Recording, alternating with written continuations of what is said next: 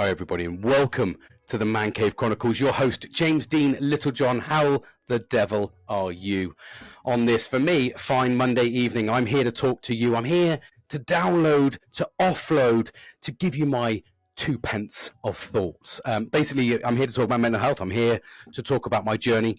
I will say, actually, I've been watching a little bit of social media recently, and I've seen this new thing that's coming out in China, and this new legislation thing that they brought out, where basically, if you're going to talk on social media, and I think it's actually a really good thing, actually, because so much of us are bombarded by stuff on the internet, and I'm basically adding to it. And who am I? Who am I to start giving advice out?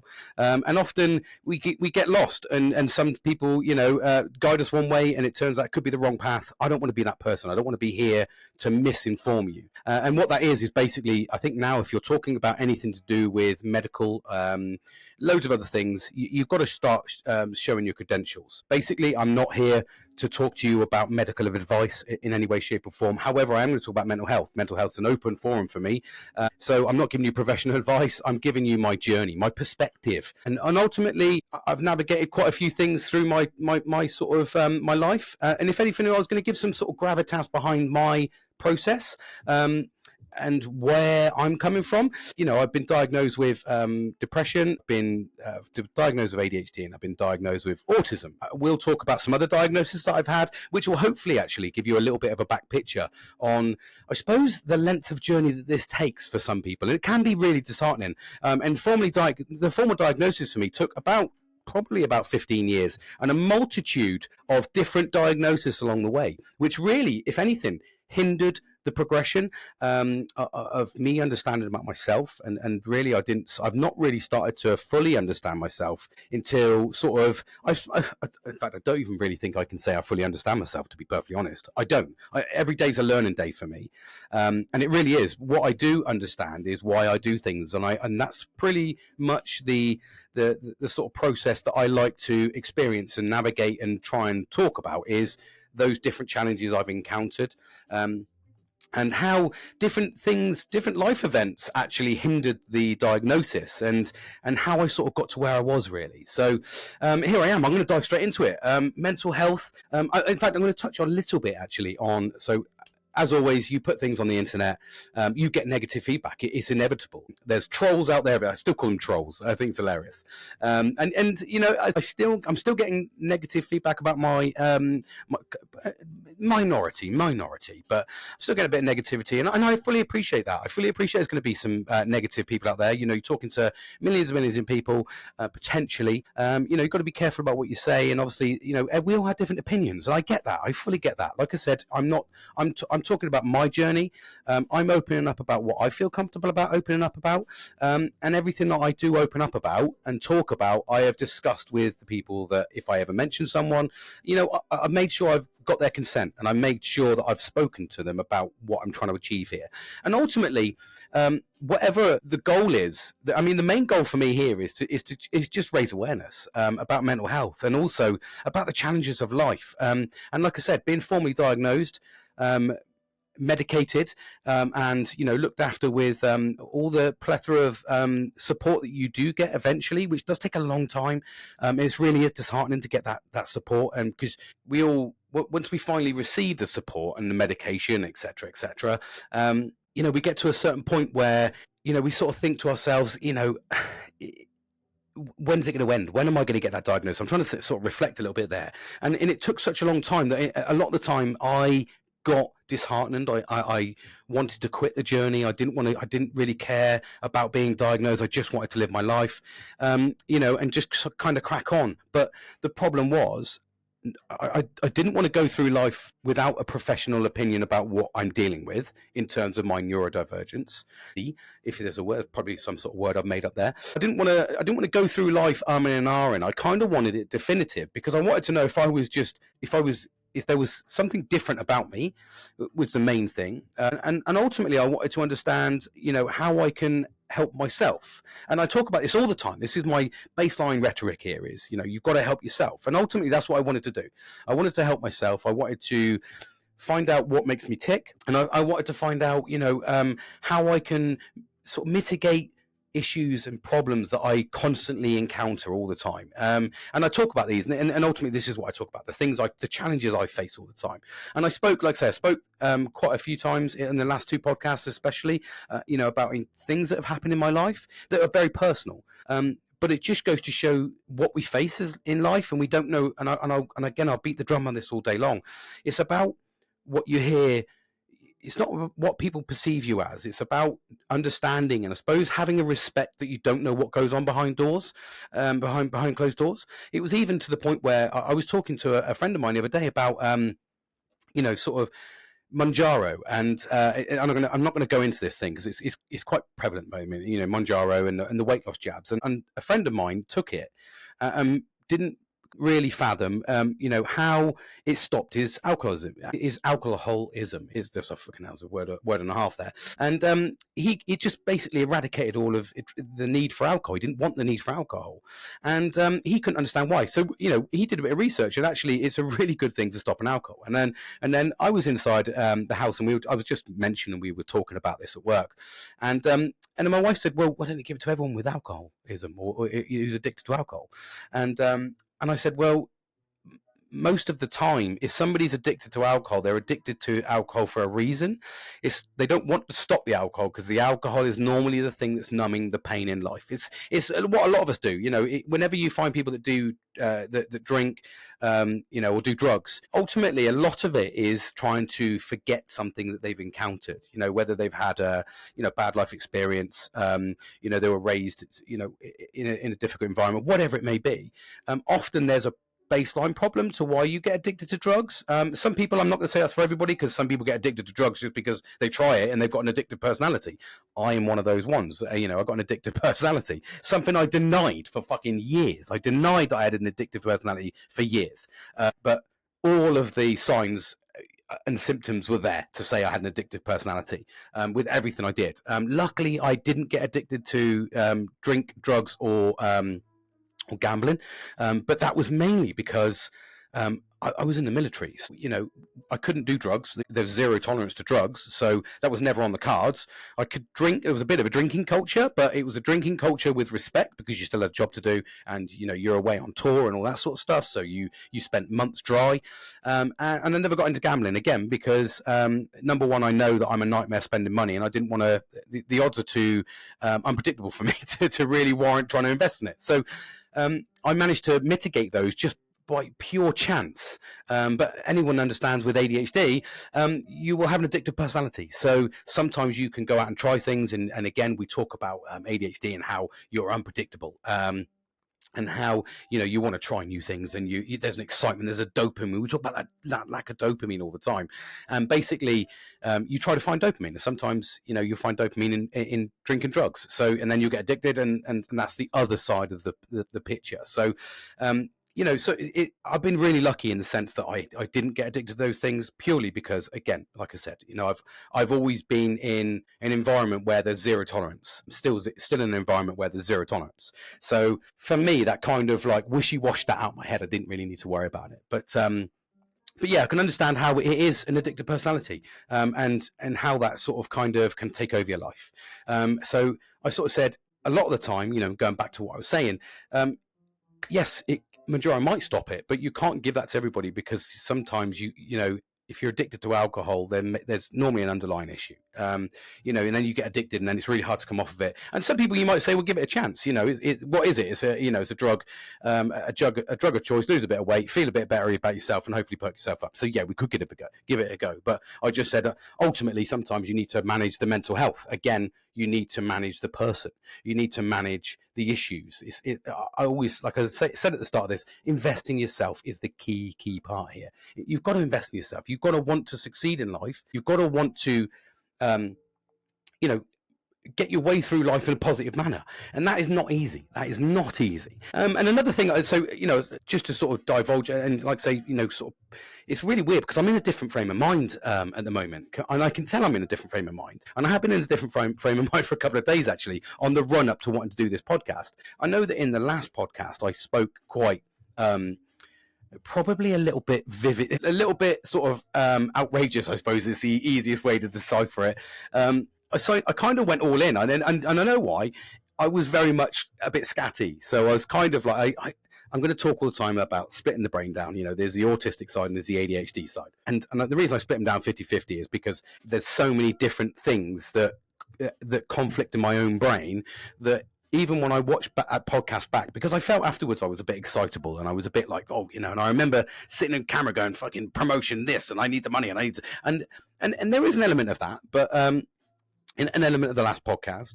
However, what I will say is there's also a logical sense behind of that, and this is where I'm in a different frame of mind. I'm very much relaxed. I'm very much thinking, I need to sort of approach this in a little bit more of a structured manner. It was a bit scattergram last time, but it just goes to show that little sort of, like, I suppose, give an insight into that Jekyll and Hyde type of scenario with me. And I'm in a very logical space because I want to try and explain a little bit the logical meaning behind things like wanting promotion, being in the right environment, and being around the right people. And ultimately, and I was thinking about this because when I went away after the last podcast, as always, I reflect, and it's because I just, you're on sort of receive, and I'm on, fucking present. I'm just like, and I'm just talking to a camera. I don't know what I'm doing, but what I am doing is I'm relaying information, processing information, and basically as I think it, I say it. So, but sometimes, like I say, afterwards, I get a little bit sort of overwhelmed by it, a little bit of that sort of kind of, I suppose, the rejection sensitivity disorder, like, fuck, what have I put out there? Oh, God, am I ashamed of myself? Should I do that? I shouldn't do that. I feel like anxiety, and I get all these overwhelming responses. Which is ultimately me trying to process what I've just said. And I talk a lot about that because it's difficult because half the time I've got one side of me that's going, go free for all, go fucking large, go big or go home. And then another side of me that goes, calm the fuck down, James. You've got repercussions to all this. And like I said, it's always a bit of a balance on the shoulders of, which one's going to win. And the last podcast was done by the ADHD guy, and I was very much like, and I did laugh about it, to be fair, afterwards. I was kind of like, yeah, fuck it. There's an element of truth in that, obviously, but there is a pragmatism behind it, and there is a logical sense. And a lot of the logical sense is, as I spoke about earlier on, I've invested in myself. So I've invested in myself to make myself desirable. And I don't mean sexually. Okay, so calm down. Ladies, calm down. Even men, you know what I mean? Whatever. I've invested in myself to make myself desirable to an employer. So it's also about knowing your worth.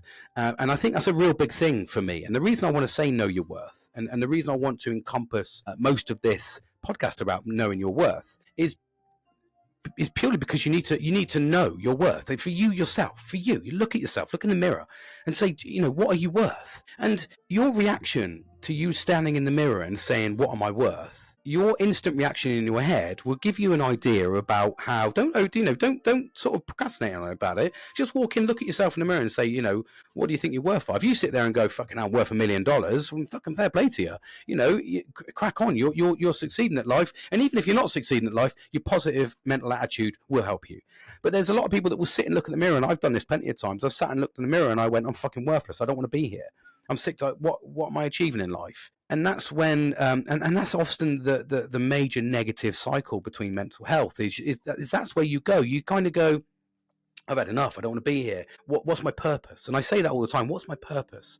It was only when I sat down and I went to myself, right, well, I've sat stagnant for the best part of 10 years. I was in a job where I was stagnant. I knew the job like the back of my hand. I could go in, do my job, go home. It was really easy sailing. But I wasn't stimulating myself mentally. I wasn't stimulating myself emotionally. And basically, inherently, I just got myself into that lull of life. I got that there was no challenge. And yes, for a degree, for some people that may seem like a positive. There's no challenge in life, don't need to worry. And yeah, you should get to a point where you should enjoy life and you should know your job, and then you get the work-life balance, and because your job becomes easier because you know it. Then you get the work-life balance back because you can do your job in half the time it was, when you first started. For instance, not statistically speaking for everybody.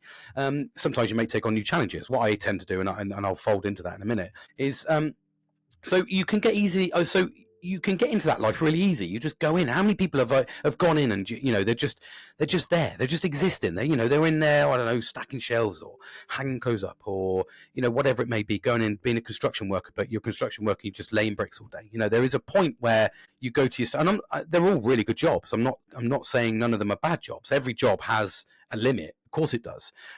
Nothing's, you know, unless you're one of those small percentages of people that find the job that is perfect for them, then kudos to you if you've done that. Brilliant. That's what you know. That's the goal for all of us. Find, you know, make it so that you can go into work and it isn't a chore to go into work. That's the whole routine of it. And I think that's where I got to for that 10 years. I got to a point where I was going into work. It was really easy. I could kind of do what I wanted within reason. You know, the team were really good around me. We had a good relationship. I had really good friends, but I wasn't stimulated. And what I started to see towards the end of that was a real steady decline in my whole mental health, because I was like, I just got to the point where I was stagnant, and I was like, fuck, I've got 20 years left of this. Could I do another 20 years of sitting here like this? And some people can. Some people can. I can guarantee if you've got fucking ADHD or some sort of, you know, neurodivergency, you're not going to be happy. And I was happy. I've been really fortunate because a lot of the jobs that I was doing stimulated me mentally all the time. So I was an aircraft painter and finisher. So from my perspective, I was painting different things all the time. There was something new. There was something arty. I would do a lot of art alongside. I'd spray cars as well. You know, I'd do graphics. So I was, you know, qualified in graphics and graphic designs and stickers and stuff like that. So, and decals. So I always had something to stimulate me to a point.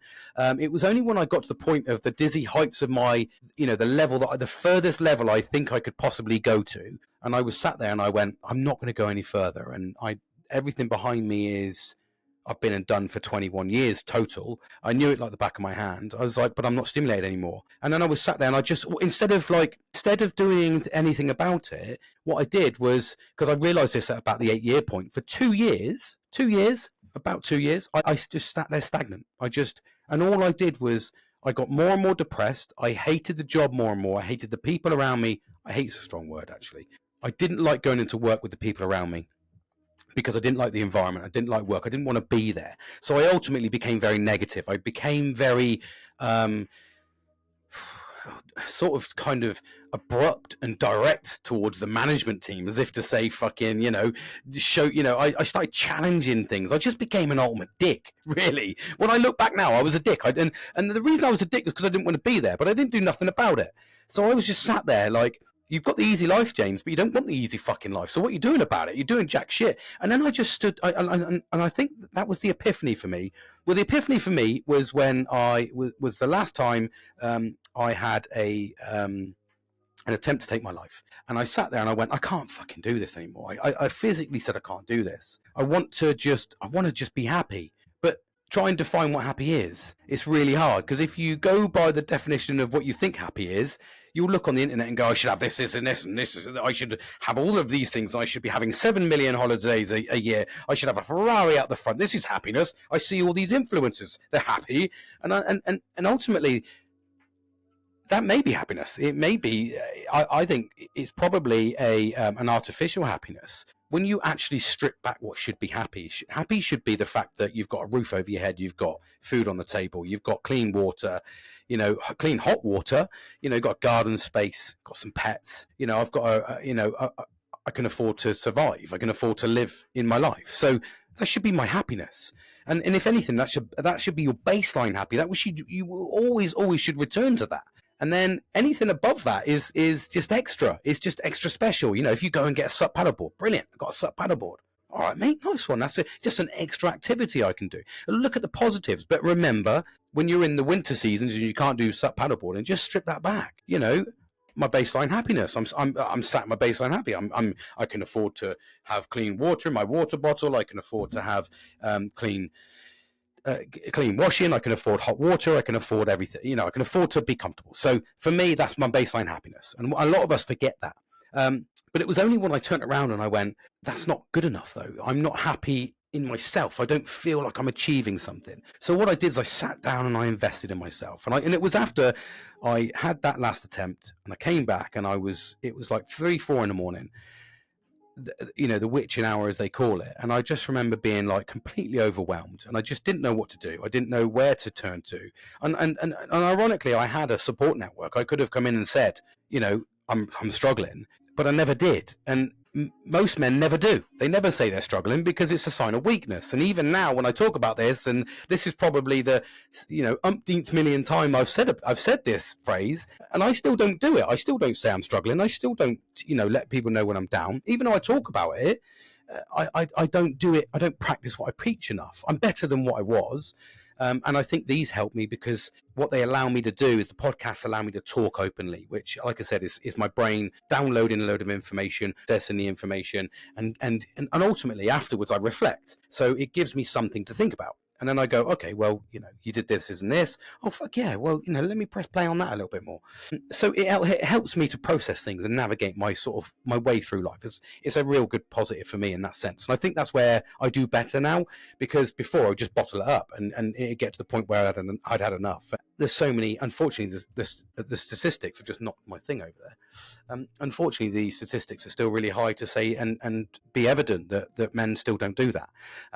But it was only when I came back and I said to myself, and I remember I looked in the mirror. It was about a week later, and I looked in the mirror and I was just sad. And I just looked in the mirror and I said, James, what are you worth?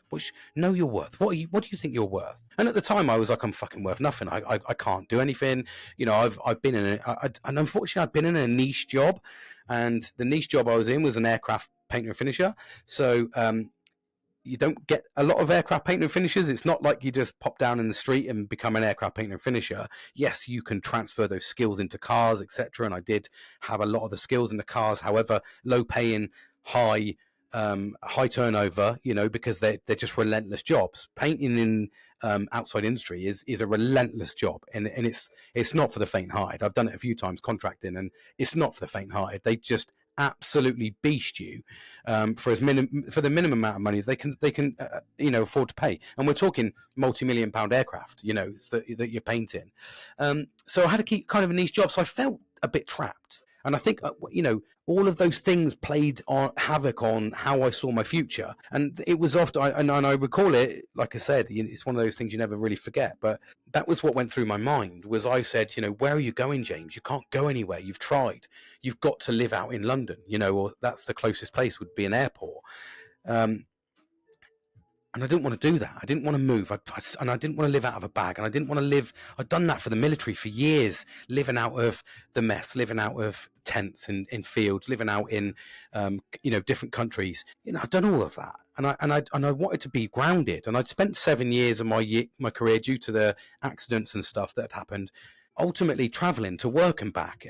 Then I got to the point where I couldn't do that anymore. So I lived away and basically completely and utterly destroyed my life. I was just living out of a bag constantly, Monday to Friday, back at weekends, see the kids, try and be a dad, and then go away again. And I did that for 7 years, and that was relentless. And I just wanted to sit down and go, I want a place to be. And that's ultimately where I sat down and I said to myself, well, right, you've got some skills. And I really had to inwardly reflect on myself and go, you've got some skills in safety, mate. It's part and parcel of your job, a little bit of skills in Desir and Kosh. And as soon as I mentioned those names, I went, okay, right, let's do some courses on those and see where that takes us. And it navigated me through to different roles and different jobs, and ultimately where I am now. And I'm doing something completely different. Like, say, I'm a contract manager now. How the fuck have I got into contract management? I don't know. Well, I do know, because I saw an opportunity, I skilled myself, I became desirable, and I went for it, and I got it. And then I moved over and I learned the job, and now I'm enjoying the job, because I've done it for 2 years, and it's now become second nature to me. So when you think about it, that's what it's all about. It's about investing in yourself and understanding what your worth is. Make sure, do you want to be that person sitting there dwelling on it? Do you want to be that person that's sat there sad? Do you want to see that person that's sat there behind a bottle, just getting drunk, washing away life without dealing with the problems of life? Do you want to continue to be that person? Because it can be a very lonely place. And I've been horrendously lonely in places where I've had like loads of friends around me. Mental health is really, it's so powerful, mental health, that it can make you think that no one likes you. It can make you think. Like, one of the things for me, and one of the biggest life lessons, and one of the hardest things I've learned actually, and it's become more prevalent really as I've navigated through the promotion band. So as I've got higher in management, and got myself to sort of like executive level, if you like, if you want to try and cross refer my level to something, so I'm quite high up in terms of that. And one thing I've noticed is it plays havoc on your neurodivergent sort of the spectrum, and how you play things out, and changes that happen all the time. And I really struggle with change more so than I let on. And I mask so much, but I've noticed all of my symptoms and signs and symptoms and things like that keep coming out, they get worse, and they've got worse. Like, we've had recent changes at work, and it sort of feeds me back in actually nicely, talking about this sort of changes and moving managers and things like that. And when a manager moves, I think instantly, have I done something wrong? Are they trying to get away from me? I've moved a team, and I think to myself, have they moved me from a team, or have they moved a team? Why have they done this to me? And I get a lot, and that is a seriously horrible place to be, when you're constantly questioning what people think about you. And a lot of people think, you can say to a neurotypical person, they'll come back to me and respond, well, just don't worry about it. And I go, okay, well, yeah, I wish it was that easy just to not worry. I mean, if that was it, oh, fucking hell. Yeah, I did have depression. I just don't worry about it now. No, that's not how it works. My brain overthinks everything. So often I'll come away with scenarios that just didn't happen. And then what I'll naturally start doing is pulling back and being really, really sensitive to things. And I've noticed that as I've got higher, which is a field I'm navigating quite heavily. And it's, if anything, a lot of the things that I spoke about in my last podcast, which were things like, promote me, I need the money, and I want the money, I want to spend money, and I want to feed this side of the brain, and I want to, it was all very much ADHD driven. But in actual fact, the reason for this is not so much that, and there's positives to being held back, I've seen. And I say held back, I use held back in the loosest of terms. There's no such thing as being held back. But people saying to me to slow down and take my time and things like that have actually been a real positive for me. And the reason I say that is because the reason I want to get promoted, and the reason I want to advance, is because I want to know my worth. And I look around and go, okay, well, I know I'm capable of doing that. So I know my worth. I know what I've invested in. I know I've made myself desirable. So please don't take that away from me, is where the logical side things come from. And then there's also an element of, in actual fact, and this is the logical side of me saying, well, actually, it's good to hold back and actually stop the running, actually enjoy the pace, enjoy the journey. And I said this, and my therapist says this to me all the fucking time. James, you need to learn to enjoy the journey. No, I don't. I don't need to learn to enjoy the journey. Just get me to the end, let me get the achievement, and then fucking move on. And it's ironic, really, because my therapist now says this, and been a therapist for a long time. And hold on. I had a whistly nose there. It was annoying me. My therapist says this all the time, and says, you need to, a lot of this all comes from my therapist in talking about my therapy sessions. And, she always says to me, you need to be mindful, James. And I was like, what do you mean? Because you need to be mindful of enjoying the journey. And I said, well, I can't enjoy the journey. I don't care about the journey. I just want to say, it's really weird, but like, I'll go paddleboarding and I'll go from the point A to point B, the final point, as quick as I can. And everyone's like, fucking hell, we did that real quick. And I'm just like, well, just get it done. We're in.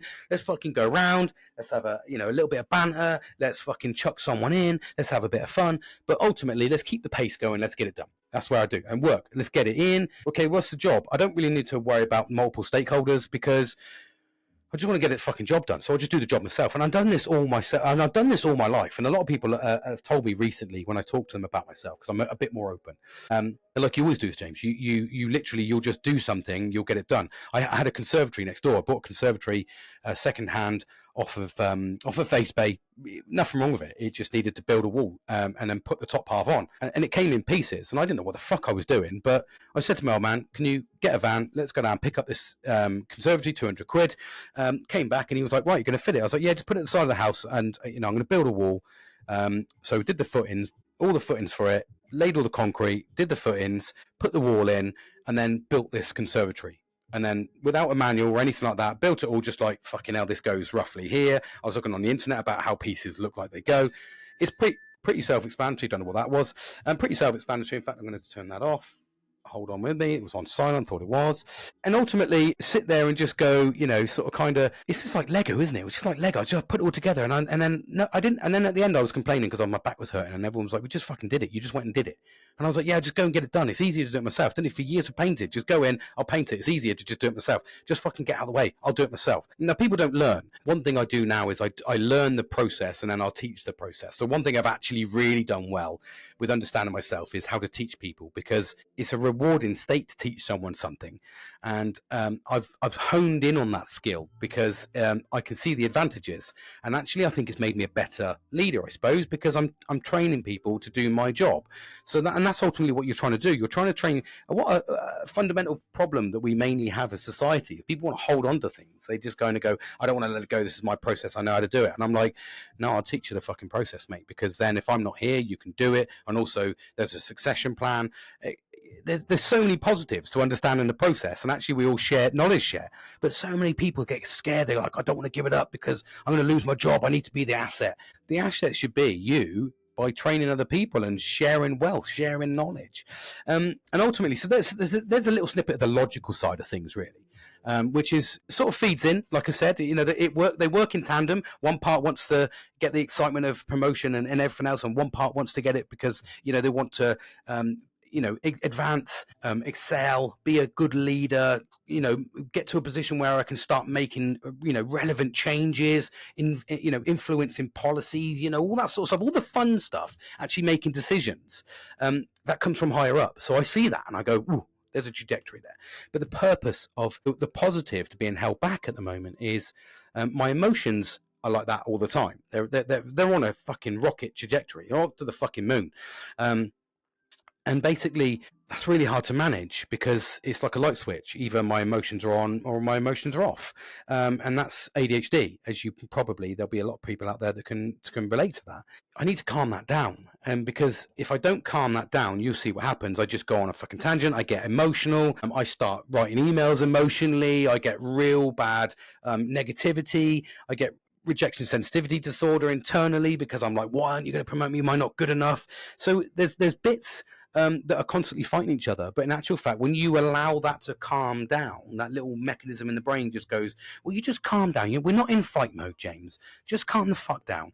Then the other side of the brain comes in and goes, right, let's apply some logical sort of nature to this. Just reset yourself, make yourself worth, carry on doing what you're going to do, keep smiling, keep positive, and it will all come to fruition at the right time. So I see the positives, and I want to. The reason I wanted to spell that out really was because I wanted you to understand that I do know the positives. And it's very easy. I suppose there's another double element to this as well. Like, you could have watched that podcast and judged me by that cover and gone, well, fucking hell, he's a bit of a dick. Look at him, fucking hell, I won't promote him. You know what I mean, or whatever. But to give a logical side to things as well, just to show that there is an element of logical nature to it. I was going to make another fucking word up there. I constantly do that. I'm trying to sound fucking intelligent. Just like logicality. Is that even a fucking word? If it is, let me know, because I'd have popped that out my ass, mate. I'll tell you, I don't even know where that's come from. So it's interesting to show you where the brain goes, in actual fact, and also give you a little bit of an insight that I do manage it quite well. But there's some that gets through the filter, quite a lot actually, gets through the fucking filter, and I have to do damage limitation a lot of the time. But hey ho, that's the fun journey. I find it quite exciting, to be fair. But I do need to sort of add the element of the logical element to it as well, just to give you an insight into it. So just that's like a little purpose built, just to show you how the brain works. For me, that's how my brain works. Anyway, maybe you can relate on it. I don't know. I know I see a lot of social media of people that just go fucking batshit crazy or can't do this, because it's interesting when you talk about ADHD. I'm trying to think really. It's difficult because I've said this before. It can be a superpower, but there's also huge elements of negativity to it, and there really is. There's huge elements of like, and we all have it in different abundances. For me, I'm a loose cannon. I'm very unpredictable, which is a bad thing. But there's people out there that can get disorganized, and or they'll forget meetings, or they'll forget things, but it's not just about that. There's also elements of it that is, like, say, the addictive personality, the addictive nature to it, the loud brashness, the erratic nature. There's lots of different things encompassed with ADHD. I'm a little bit fortunate, and I say a little bit fortunate because I have the other side of the brain the autistic side of my brain, which I don't look at it as a negative. And it's weird because when you say autistic, you kind of go, well, fucking hell, and you even get that perception in life. But there's an element where it balances out a little bit, and it does give me a lot of structure. So the downside, the exhausting bit for me is like, because I have like batshit crazy two voices in my head, one telling me to do this, one telling me to calm down. They're constantly arguing, and when I say they're constantly arguing, they're in my head arguing all the time, and I'm debating myself all the time, not masturbating, because nobody wants to masturbate with other people. Do you know what I mean? So but I'm always debating with myself internally. I'm always there's a constant internal monologue going on, and I'm going, well, don't do that, James, or fucking hell. And as I've matured, shall we say, as I've matured and the grey hairs are coming through on my beard and my hair, it allows me to sort of kind of, I think, because as you get older, you naturally calm down a little bit anyway, because you can't, it's difficult to be as excited and exuberant as you get older. You get natural aches and pains. So like right now, I'm sat here with a bit of a blinding migraine, if I'm brutally honest. I can feel it. I'm sat uncomfortable on my back, but you just get on with it because it's fucking life. I'm in the 40s now. I'm literally one bad lift away from being completely and utterly wheelchair bound. That's how I feel. Do you know what I mean? So for me, the ADHD is hard because, so what it's allowing me to do is actually think a little bit more logically. There's a good word. I'm using logical today. Lots of logical words. It allows me to do a little bit more of the logical side of things. But again, it's a constant battle. It's a constant battle. It's really, I'm exhausted most days from it. And I can understand, I can appreciate the other neurodivergent people that are out there that are feeling these types of things, because it is exhausting. And like I say, don't stop. And there's often times where I sit in the house and people are like, fucking hell, are you ever going to stop? And I'm like, no. And I was sat down here working. I was working, and then at lunch break, I was like, I'll do a little bit of painting down here, and I'll do it. And it just doesn't stop. It's constantly on the go. So it can be exhausting. So it's trying to manage that. And again, that comes with life experiences. That comes with advancing through life and learning, listening to other people's journey. That's ultimately what we need to sort of kind of try and focus on with ourselves. And that's where I say know your worth. If you know your worth and you want to invest in yourself, you'll learn about yourself, you'll adapt, you'll overcome, and then basically everything works in a really positive way. Then you'll start feeling, all the jigsaw puzzles come into play, because you kind of go, right, I need to avoid that situation. It's like I avoid working. I avoid going into work when I'm not in a great place, because it's really hard for me to mask my emotions when I'm in a really low mood. So I'll go in and people will know I'm in a low mood. That's a horrible thing to say, because people come up to me a couple of days later and go, oh, you okay?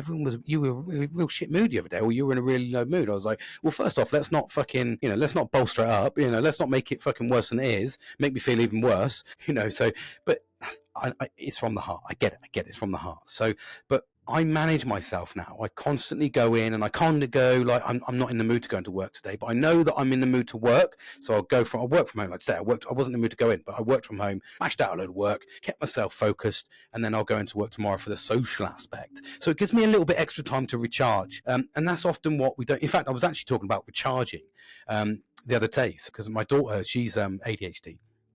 And when she was diagnosed, she didn't really understand it. And I suppose we clash because we've both got it. So we're very alike. So we clash really badly. However, I'm learning to take a step back and allow her to navigate her way through life. But what I can do is I can give her tips and tricks. And I can, and one thing that was clearly apparent for me is, because she's only 18, she's excited. She goes out. She goes out to the pub and all that sort of stuff. But what she's constantly doing is she's constantly organising 2 nights, constantly organising a Friday and a Saturday. And the last 4 times she's done that, she's gone out on the Friday and been completely overstimulated, been completely overwhelmed, and then not gone out on the Saturday. But the Saturday, she's normally had plans, and everyone makes her feel bad because she doesn't come out. And she's burnt out. Basically, she's burnt out. So she'll then get into a really bad, sad place because she thinks everyone hates her. And then Sunday is awful, because Sunday she's completely and utterly emotionally burnt out. She stays in bed and she just becomes a nightmare around the house. Now, I've seen this pattern quite predictable. Again, a good thing for me is I get to see pattern recognition quite easily. And I went into the other day and I said, can you please research emotional burnout? And then gave her a background and gave her the scenarios where she's been she needs a little bit of support. That's the easiest way to say it. Is, you know, you can carry on being this way. And I said to her, yeah, carry on planning 2 days and going through this cycle if you want. I went through the cycle because I was undiagnosed, and I did this all the time. I'd go out on a Friday, completely burnt out, ignore my phone on Sunday, feel shit through to Wednesday, and then Thursday be groveling to go back out on the Friday. And I did that constantly. Saturday, Sunday, Monday, excuse me. So I saw the pattern, and I was like, you're doing the same as me.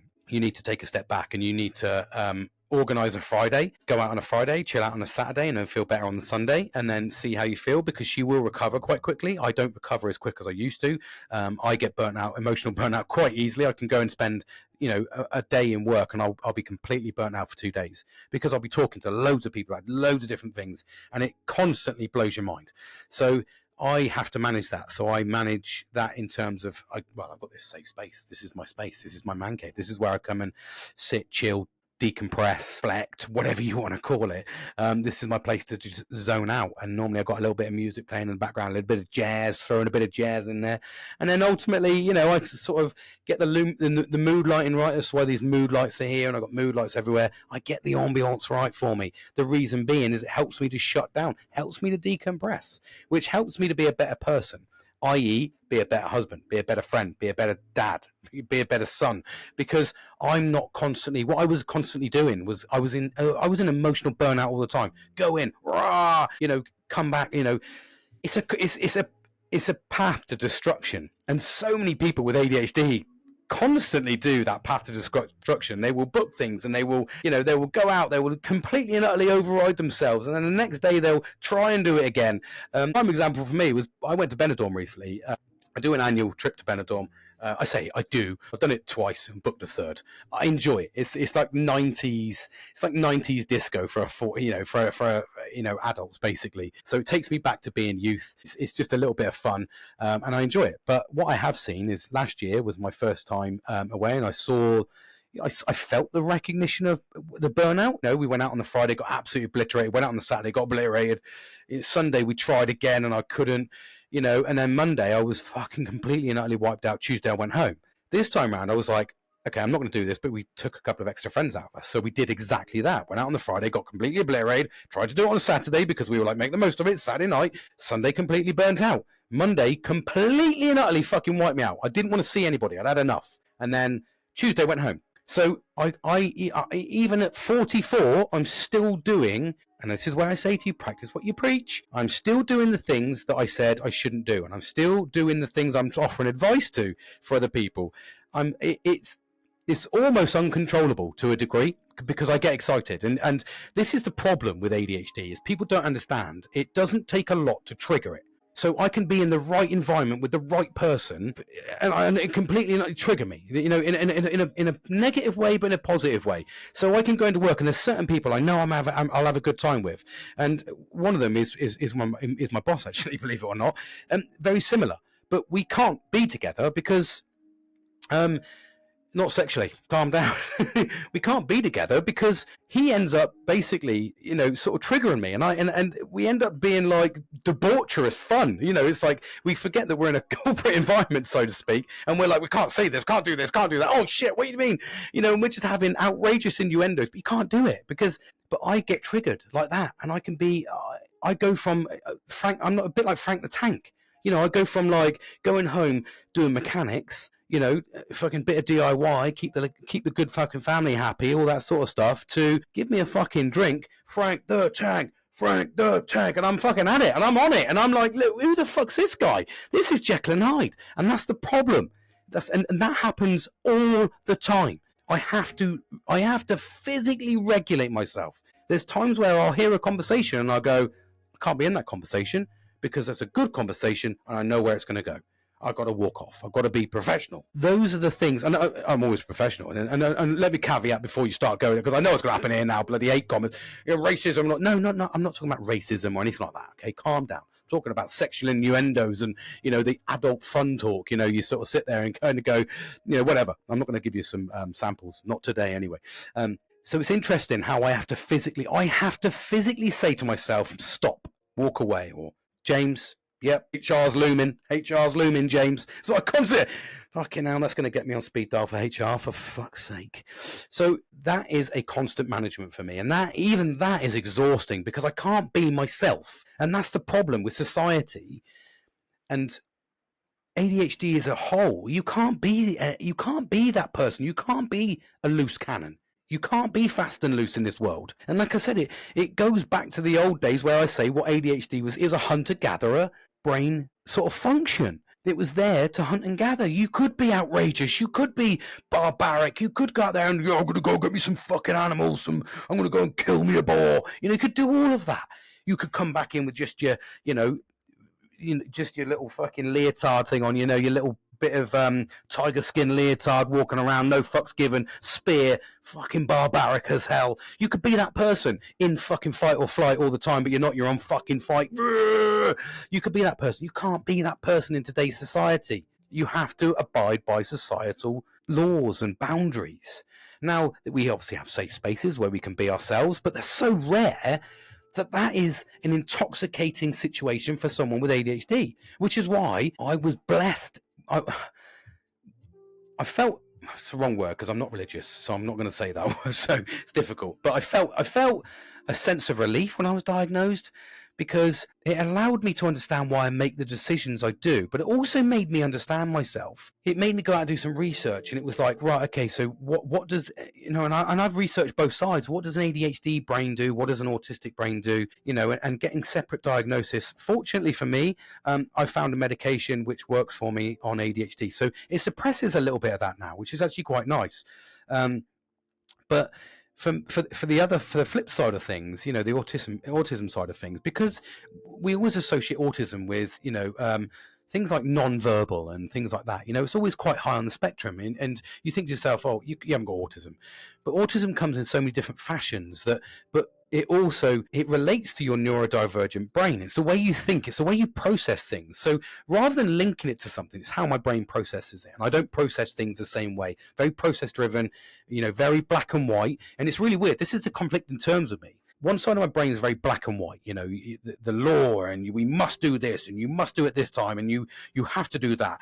This is what your parents have told you, or this is what work tells you to do. It's pretty black and white here, James. And then on the other fucking flip side of things, I've got mental case James here, and I'm calling myself a mental case, ADHD side of things, who just goes no fucks given. What do you mean? Let's get drunk, rip clothes off, let's be naked, let's run around here. Oh yeah, let's fucking do that. Let's jump off a fucking, let's do some cliff diving. Let's do skidooing, motorbiking. Yeah, let's do 160 mile an hour on a motorbike, see how fast it goes. A plethora of fucking craziness on this side who doesn't abide by rules, but this one does. So constantly conflicting all the times. And I can be stood there, probably, I know for a fact, I could be stood there speeding, and then somebody overtakes me because they're speeding, and I'll chase them to give them a lesson on speeding.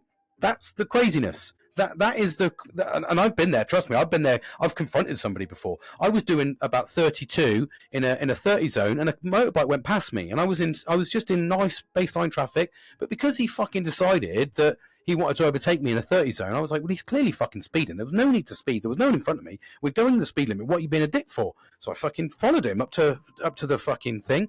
Up to the unit, what was that? Stopped him at the traffic light area, fucking grabbed his fucking helmet, and then ripped him forward and started screaming down his thing for speeding. I was like, you're being a dick for, James. But I could be speeding, and someone could do that, and I would chase them down to teach them the lesson about speeding. Yeah, I don't know. That's my brain. That's what I mean. That's where it's a constant conflict, which is wildly exhausting, actually. It's wildly exhausting. So, but we this is the whole purpose of understanding. So my diagnosis, what it did was, it didn't give me something to go, because I don't utilize it I don't use my diagnosis in anger. Do you know what I mean? I don't ever use it as an excuse for doing something. I don't let it dictate my job. I still, I've always been employed. I've always, full time. I know that I've got roles and responsibilities in life. I don't let it dictate me, because I think for me that is the sign of weakness, to allow me to not try and learn about myself. Now, that can be conflicting, and I can see instantly that would get some hate. Oh, I can't control it. It's uncontrollable. It's not uncontrollable. You just need to adapt and find the path that is right for you. Know your worth. invest in yourself. And once you know your worth and invest in yourself, like for me, one of my biggest challenges, one of my biggest things I want to do is I want to have a kennel and cattery. You know, the cattery subsidiary, I really want the kennel, but I want to make a business. I want to work for myself. I want to put in 100% and get 100% back. That's what I want to do. I'm very late in the game to be doing that, but I'm trying to do that alongside. This is part and parcel of this journey. This is mental health. This is investing in myself. For me, like I said, you know, there's a GoFundMe running along the side of this, and you know, I'm creating artwork and all these things to sell and then put the money back into that GoFundMe, sort of like a saving scheme for myself. But ultimately, that's because that's a dream. Now, that dream is not a dream. It wouldn't be a dream if I'd have done it early enough and realized and been diagnosed and knew and understood myself early enough, but I didn't. So I've got to make best do of a bad situation. Now, am I in the right environment for my neurological brain? Absolutely fucking not. Absolutely not. It's exhausting being in my environment because very customer facing. So it means I need to talk to people a lot. I don't like talking to people. I have to be seen all the time. I don't like being seen. To a degree, there's elements where I do like to be seen. If it's a party, I'm in the middle, pants off, fucking swinging around my head doing the hoo-ha. So, you know, there's an element where it's the right place, right time for me to be seen there. But there's lots and lots of things that I'm having to learn things all the time, which does feed an autism brain because I'm learning all the time. But projects last fucking forever, which plays havoc on my ADHD side of my brain because I want to finish the loop and get the achievement and move forward. I can't do that. So again, that's a positive, I suppose, with this environment, because it's teaching me to slow down. So all of these things they have got positive elements to them, but am I in the right environment? No, I don't think I am, because if I was to work for myself and do a job that I loved and went in to do every day, i.e. the kennel, that would be something that would drive me. That would be something that would make me feel happy. You could turn around and say, well, you could get that, James, and not feel happy. Yeah, there's a potential. However, I've been in different fields to understand that, you know, that's and this isn't something I've come up in a whim. This is something I've been thinking of about 7 years now, on and off. And I've tried this GoFundMe before, and like I said, I got a bit ashamed of it, and the rejection sensitivities sort of decided to take over. Then anxiety kicked in, and all this sort of stuff. And then I just ended up fucking going, you know, completely off on a tangent and wasting all the hard effort that I'd put into that as well, which was really infuriating. But no, I'm going to try and stick to my guns on this one. Pew-pew! And I'm going to try and stick it out. I don't know how it will play. And if it doesn't, it doesn't. If it doesn't, at least I've tried. You know, and that's the important thing, is I tried. So many life lessons I'm giving you here. Grabbing onto them. Hope you've got a pen and paper down. Because once you know your worth, once you invest in yourself, that's the next step. Give it a go. So there's no harm. There is harm. There's huge harm in being rejected. There's huge harm because, you know, that's one of the biggest things for me is being rejected. It breaks me internally, mentally, and physically when I'm rejected in any way, shape, or form. Whether I'm rejected a friendship, whether I'm rejected to do a job, whether I'm rejected relationship, whatever it may be, I massively get affected by that, and that's because it's so overpowering, that chemical emotion. And the problem is, again, it's a chemical emotion I'm not used to. So what it does is it floods the brain, which I then grasp hold of because it's a new emotion. It's something new. So the ADHD brain's kind of going, you know, fucking hell, hold on to this. This is a real powerful emotion. This is making you feel alive. So you hold on to it. And then the autistic brain's going, fucking anxiety. No one likes you. Everyone hates you. And it's an interesting fucking mind step. It's powerful. And I can't even think of the fucking word. I cannot think of the word, James. There's something in there. I'm not even going to say it because I don't fucking know it, but I cannot underestimate. That's the word. Why the fuck can I come up with that? I cannot underestimate how powerful the brain is, and how the brain, like when I did EMDR, which is where they tap the hands, and they did I can't remember what it stands for, EMDR, and it's cognitive behavior CBT therapy, it's hypnosis basically.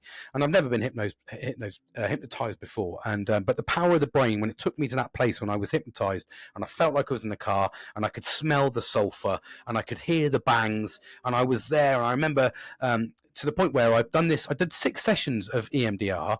Is it 6? Yeah, 6 sessions, but the last 2 sessions I got so embedded because I was used to the hypnosis thing, I launched a chair in the room, which basically fucking was one of those ones with the, the metal feet on it, the metal legs, and it's stuck in the wall. And I went fucking almost like smashing up the place because I was in this really weird place. So it's now down on my file to never do hypnosis and EMDR, because I've got such a vivid imagination that, it's so powerful. It took me there. And again, my therapist now says to me, the reason that happened is because you got such an intense dopamine rush that you wanted to, you loved it. You wanted to be there. You enjoyed it. It was a game. So you felt the power of it. And I remember going back for years. I remember when every time I drove past this specific sites, because unfortunately I couldn't go, the 3 car crashes I'd had, a lot in the short space of time, we're all on the journey to get to work and back, so I couldn't avoid them. But I remember going past, and I remember smelling. I remember the window being open, and I remember getting a smell of sulfur from the airbags. That's how intense, and that happened for about 6 months, which post-traumatic stress disorder will do, and it makes you relive it. And it's also it's a way of your brain protecting yourself. So it's almost like you smell it and it's not there, but your brain is telling you that it's there to warn you to be careful. So this is where you've had a car crash. 2 seconds while I have a little sip. I was getting a parched throat there from all the jibber jabber. So it's your brain's way of telling you to have a defense mechanism in place. We sat there, and I remember sulfur, and it was always the 3 spots. It's so surreal when that happens, because it's really hard to explain, because you kind of go along and you're like, well, that's not a normal smell, but I recognize the smell, and it's like a protection thing. So you instantly slow down. You instantly like go, oh, okay, no, okay, take it back. Oh, okay, what's that? It's almost like your brain's telling you, take interest in this, James. What is it? In actual fact, it was telling you to slow down. It was your brain telling you to be careful. So it's so powerful, which is why we get to a place where when we don't talk openly about our mental health, and we don't speak openly about it and the things we're struggling with to the loved ones, to the cared ones, to the friends, family, whoever it may be, your support network, ultimately, it can bottle up, and your brain can make you think things that are happening or haven't happened, and you will be convinced. I can go into, like, right now at the moment, I'm convinced in work that people don't like me. There's a certain group of people that don't like me, and now that's probably so far from the truth. It might be true. I don't know, but I'm overthinking it all the time, and I'm sat there going, they don't fucking like me. And then when I send a message to someone and I go, oh, how are you? Yeah, how are you? And you get a real positive response back, but it's not a fake one. So I'm like, oh, okay, maybe I've overthought that. Oh, fuck. It's so powerful, the fucking brain, which is why we need to respect it. You need to understand it. You need to understand yourself. Again, know your worth. Invest in yourself, and then take the leap. Understand yourself. Has it worked? If you get to that spot and it didn't work, fucking hell, well, that wasn't the right one. Try somewhere else. There's so many opportunities in life that if you just sit there and go, down one avenue, down one street, you're not seeing what the world has to offer. It's got so much to offer. Be mindful of that. Be mindful of that. And I want to touch on a little bit as well, actually, while we're talking about the diagnosis of things, something that was really prevalent to me the other day.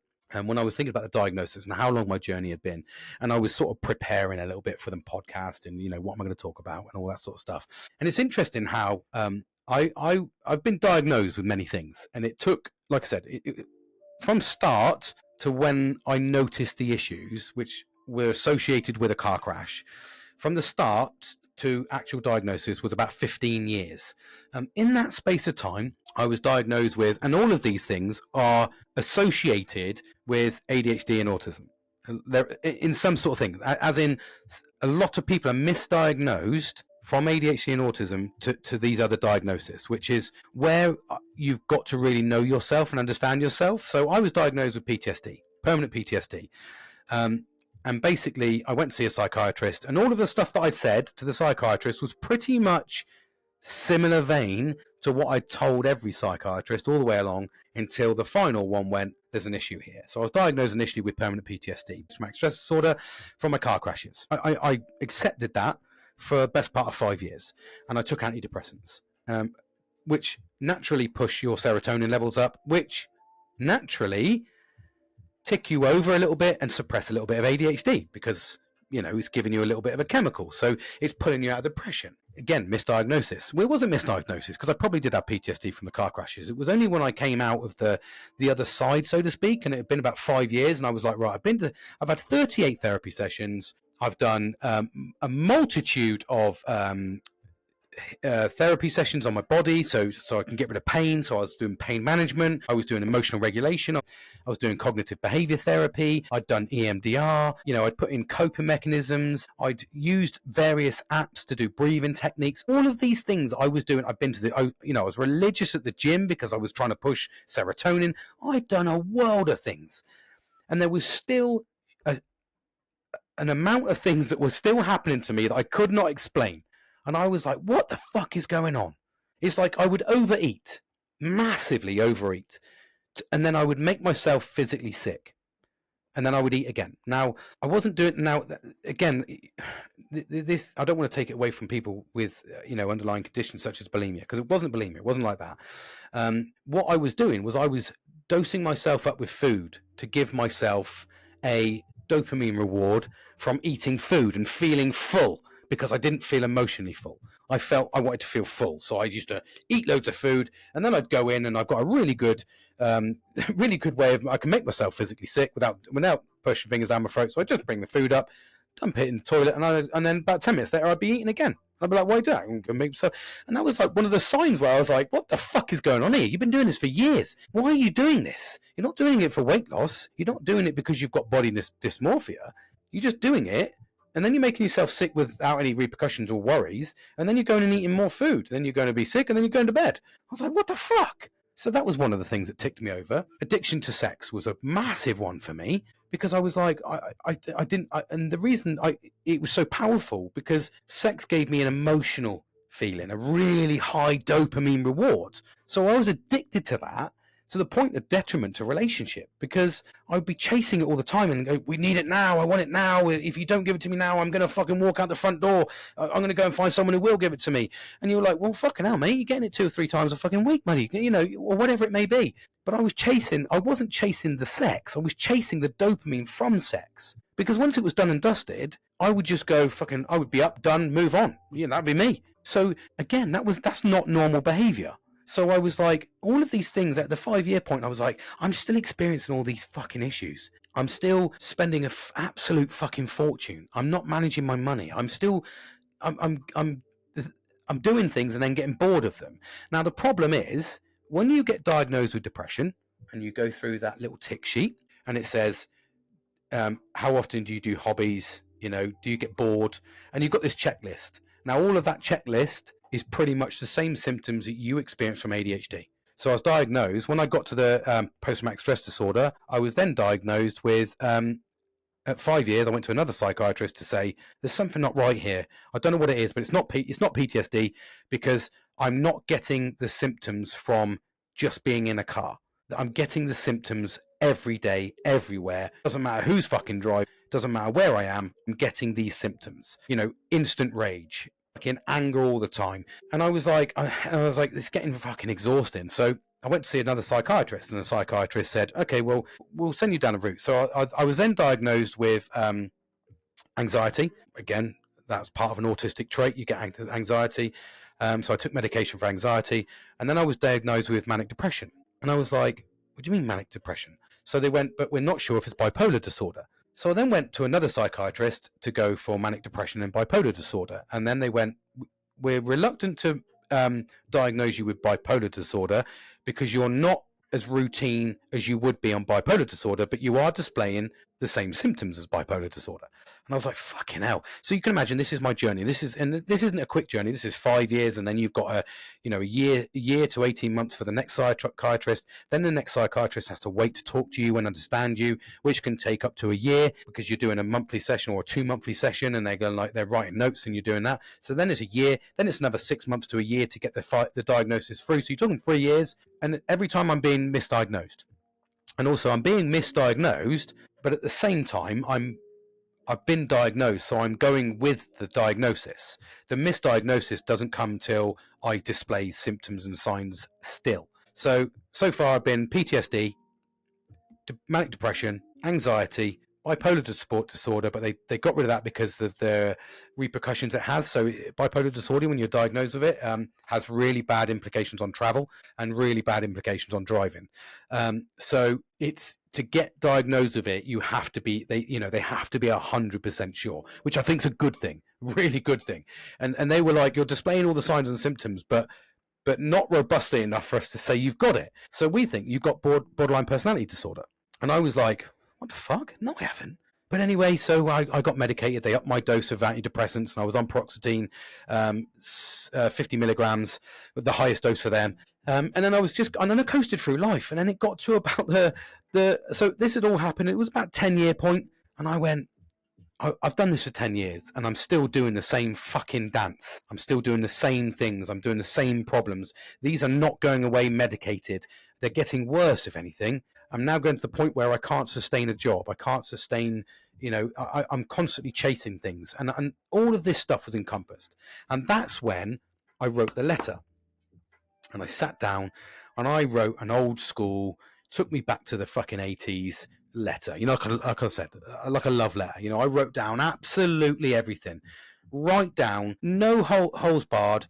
Addiction to porn, addiction to drugs and drink, or whatever it may be, addiction to sex, constantly making myself sick and eating and overeating and making myself sick, constantly spending money, explained what debt I was in. And I was like, this is not manageable debt for somebody that's in doing what I do, a family man. I shouldn't be doing this. There's a level of responsibility we need to have. I'm just frivolous as fuck and I can't control it.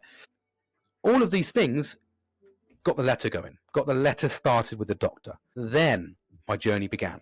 And then that took 4.5 to 5 years to go through the diagnosis for ADHD, 3 years.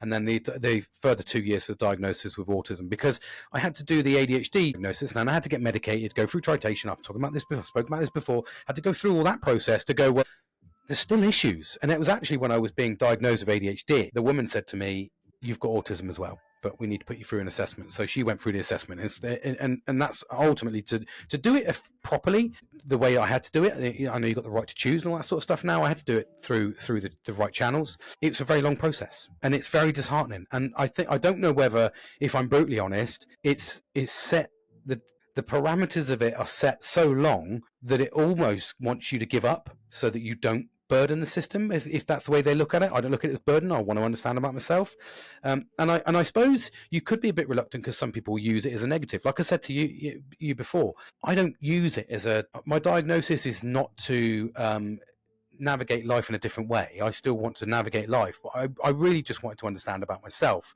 I just wanted to understand what made me tick. I wanted to understand why I act the way I act, so I can hopefully stop it or reduce it, or if it goes to happen, have a second thought put in place. All of these things were about me understanding myself, because I wanted to have a positive life. I didn't want to be that manic depressive. I didn't want to continuously overeat and make myself obese. I didn't want to go into fight mode and almost make myself so people don't want to be around me because I'm too unpredictable.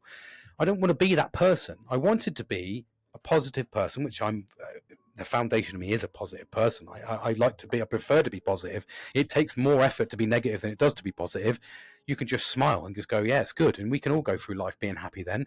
So I wanted to understand myself, mainly to make myself a better person. And to make myself a better person would have indirectly had a massive impact on everything around me, because I would have been a better husband. I would have been a better dad, son, brother, whatever it may be, uncle, all these different family names I've got.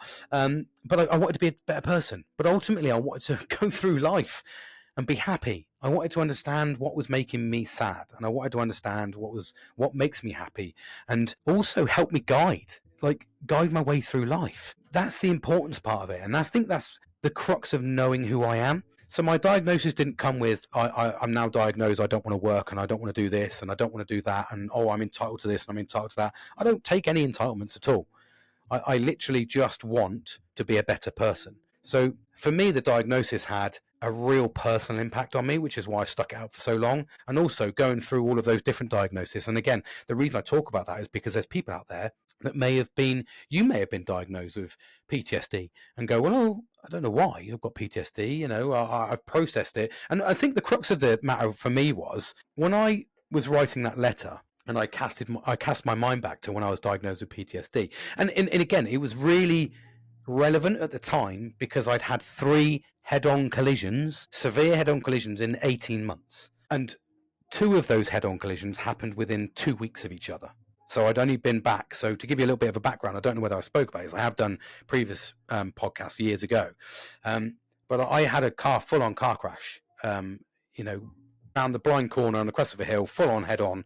And then the next year later in November, I had another head-on on a motorway where somebody basically come into my lane because they wanted to turn in, they cut me up, smacked the front end of me, spun me round, and then I ploughed into somebody coming because I was on a dual carriageway, ploughed into somebody and then ploughed into the central reservation. I had a week off sick and was like, fuck, I'm going to go back to work. I'm just going to go back to work. I'm just going to get back on the horse because I knew how depressed I was the first time round. The first time round was horrible for me because I didn't get out of bed and I just went into a real self-pity situation. So I was like, no, get back on the horse, James. Get back on the fucking horse. And then I went to work on the Monday, and on the Tuesday, I had another massive head-on where a Land Rover had lost control on the motorway, swerved like that, and it was me on motorway, fucking 7:30 in the morning on the M3, whoosh, fucking ploughed straight into the side of a Land Rover at 70 miles an hour and moved him like 12 feet fucking sideways. So I questioned a lot.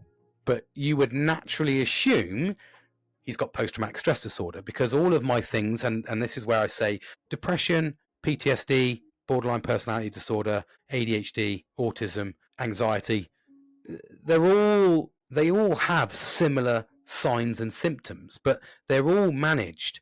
You quite rarely hear permanent PTSD. You quite rarely, which is when I researched it quite a bit.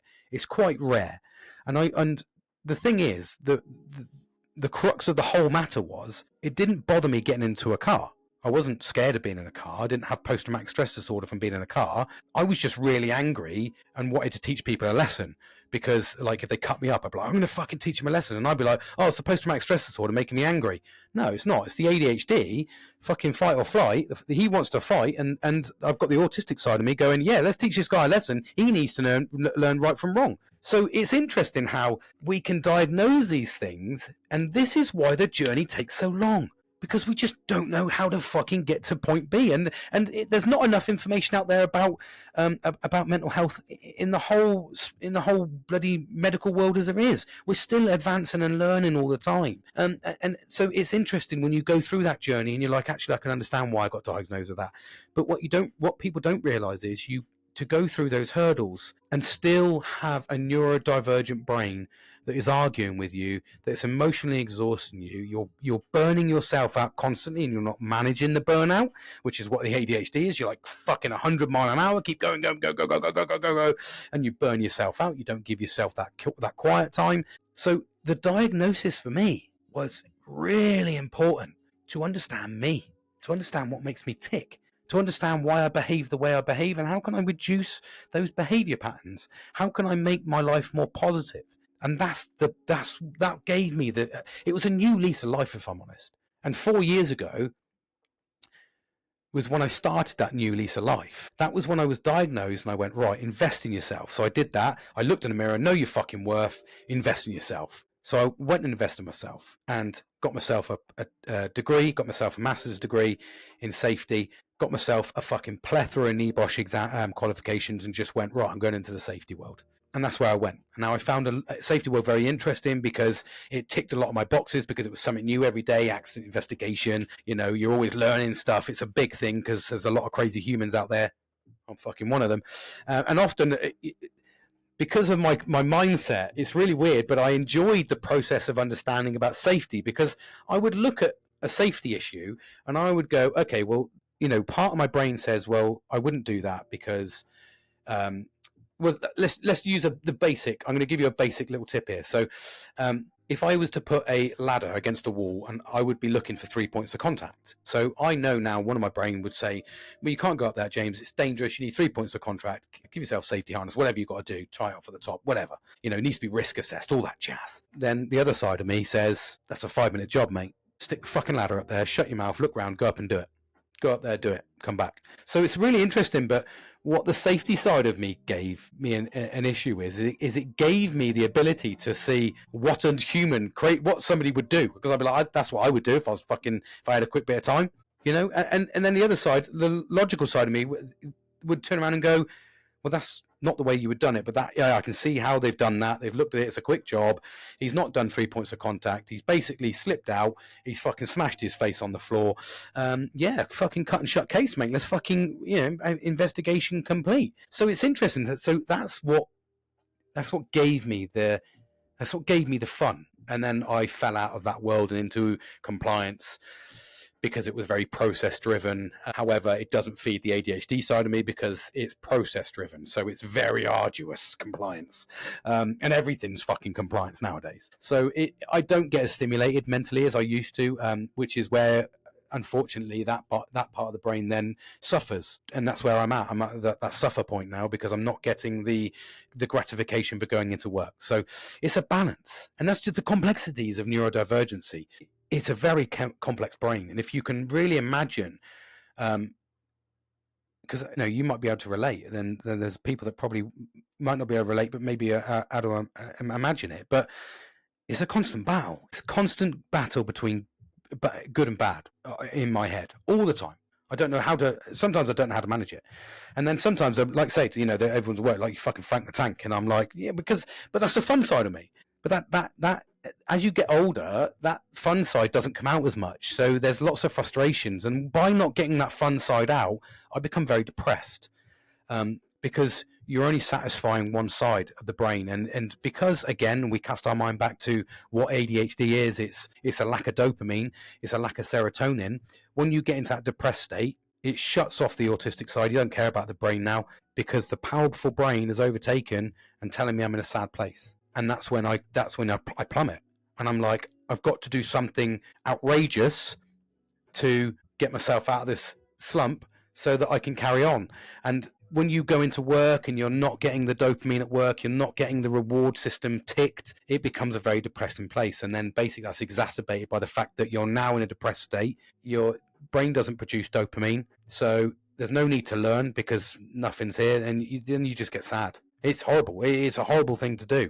And this is the negative side. And it's really weird, because when I'm in a positive place, I'm like, fucking ADHD and autism, it's amazing, process driven. I get to do this. My fucking workload's like this. I'm really excited, and it works in balance. But as soon as you take an element away, it becomes a fucking difficult, it becomes a tough place. And that's a balance. And that's where that's where a neurotypical person doesn't understand those difficult areas, because the overthinking becomes overpowering.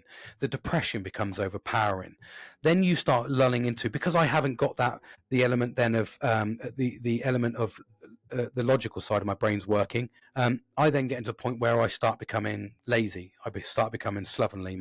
I don't put my clothes away. I don't clean up after myself. And then I'll sit there and I'll look around and go, this place is a fucking shithole. What are you doing? And then every now and then I'll perk myself up and go, fuck. Or what I tend to do now, and this is a good tip for anyone with ADHD, invite someone around your house. If you invite someone around your fucking house, I guarantee you will take the day off and you will clean like a motherfucker to get that place presentable.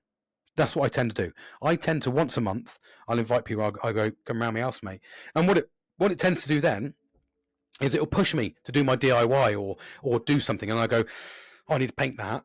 And I'll put it off for a month. And then I'll invite someone around and I go, right, I'm going to paint it. If I could show you, I painted the black floor in here. So it's all black and nice and all grey trimmed and stuff. And that's my man cave, all painted and done nice.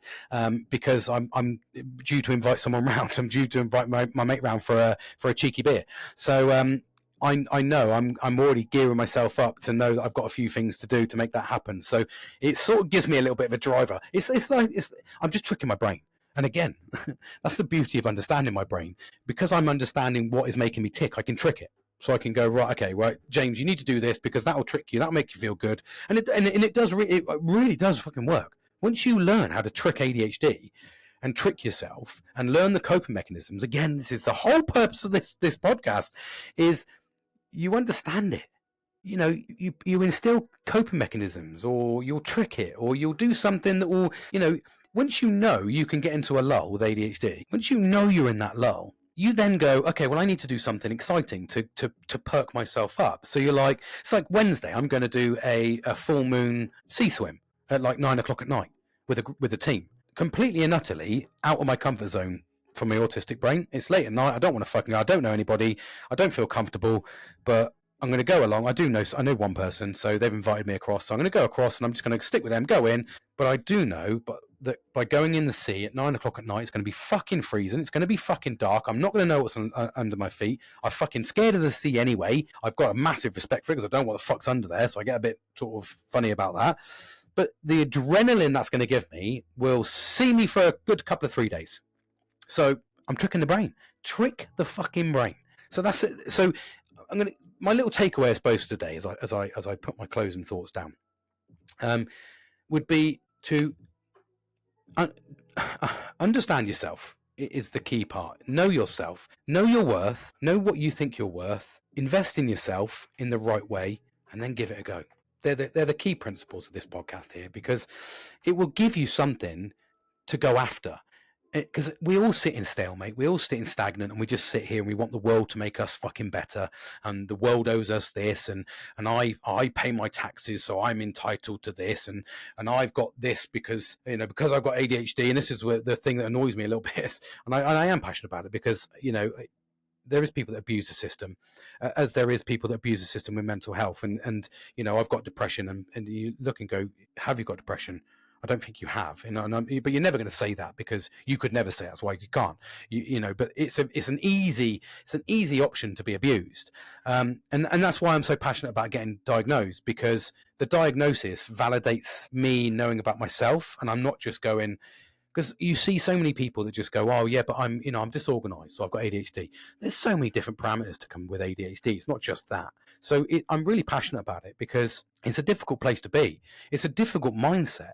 It's constantly exhausting, constantly overwhelming. And when you battle that, it's horrible. And when you fully look at yourself in the mirror and go, what am I worth? And then you get that answer back. Hopefully you get a positive one. If you don't, then that gives you a first indication that, what do you mean? If that's what you think of yourself, what are you thinking about life? So then you need to, your first step then is to elevate your worth. So make it so you know your worth. If that means going out and getting a fucking haircut, which you may not have done because you've been in depression for a long time, go and do your makeup, get some fucking fresh clothes or whatever, have a shower, because depression can strip all that away from you, and you just sit there and you might look, I'm a bit shabby around the edges at the moment. I don't feel great. I've lost a lot of weight, which has made me lose, because I've been dieting quite heavily. I haven't been getting the vitamins I need.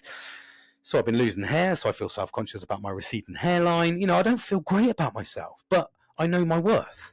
So I think of that and go, well, that's temporary, James, because, you can go out and, you can I don't know, lose weight, or you can take vitamins, or you can eat better food. It's manageable. But once you know your worth and you've elevated your worth, then you go, okay, so now I feel valued in myself, because don't wait for everyone else to validate you. Don't wait for society to validate you, because they don't care. Everyone's got their own things going on in the background. No one really cares about validating you. This is why it's so important to validate yourself and know your worth. Once you know your worth and you've got yourself to a nice steady state of feeling comfortable in your own skin, invest in yourself. Okay, then what's the next step? Well, I fancy doing this, or I fancy doing that. How can I do that? How can I break into that? Whatever it may be. Maybe it's a relationship. Maybe it's a friendship. Maybe it's a work commitment. Whatever it may be. Give yourself that go. And that's the next step.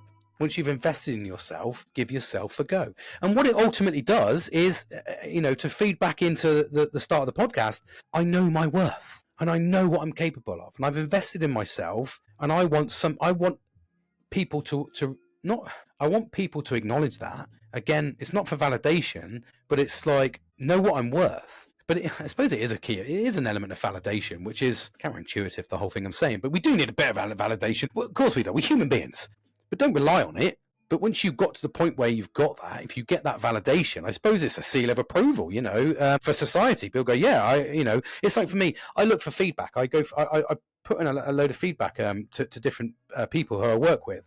And it's 360 feedback. I want them to, 180 feedback. I want them to tell me. So it's 360 or 180? 360 feedback. So I want them to genuinely tell me how I'm doing. And if I'm doing bad, tell me where's an area for improvement and I will improve. Because we don't know. You'd be going through fucking life blind if you were like that. Yeah, everyone's fucking amazing, mate. I got this. Yeah, I'm fucking living the dream. What you don't realise is behind you, around you, everywhere, fucking fire. Like literally fire. So it's so important to understand yourself. And I'll leave on that. I think it's an important note. So remember to put yourself first and give yourself a worth. And I mean that from the heart. So know your worth, invest in yourself, and then take that jump and give it a go. What have you got to lose? We've only got one chance at life. The only thing that can happen is, providing you're not doing anything fucking really ridiculously stupid, take a leap of faith. Go and have a go at that something.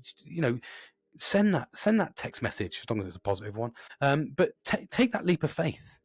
Go into work and ask for that promotion. Go into whatever it may be and try for that job or ask for that relationship. Do some. Know your worth, invest in yourself, and then take that leap of faith. Thank you very much for listening to me. I really do appreciate your time. Hopefully, I've given you some knowledge, and I look forward to speaking to you again on the next podcast. Take care, everyone.